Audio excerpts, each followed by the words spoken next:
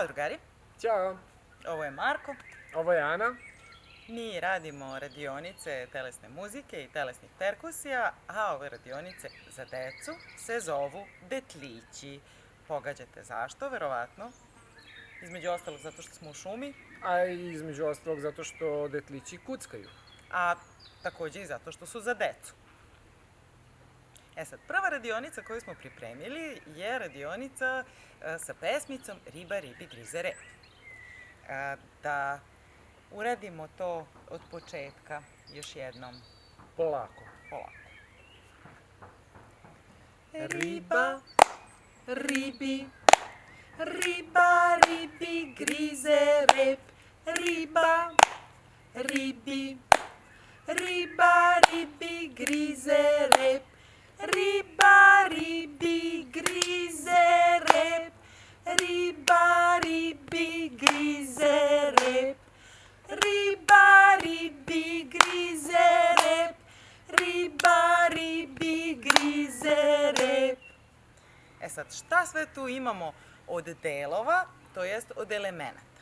Imamo puckanje prstima u isto vreme, zatim imamo tapšanje i to kombinujemo tako što puckamo prstima pa tapšemo. Osim toga, imamo i tapšanje ispod noge. Kako to izgleda? Evo, upravo ovako. Podignemo desnu nogu i tapšemo ispod nje. Pa podignemo levu nogu, pa tapšemo ispod nje. A takođe imamo i tapšanje iza leđa. Kako ceo taj element izgleda je ispod noge pa iza leđa. Tako je. Dakle, desna noga, pa iza leđa, leva noga, pa iza leđa. A ono što takođe radimo je lupkamo se po butinama i po grudima.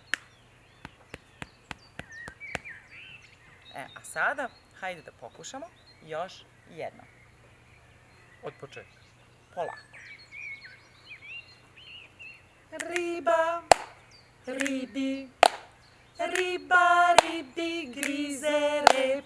Riba, ribi, riba, ribi, grize rep.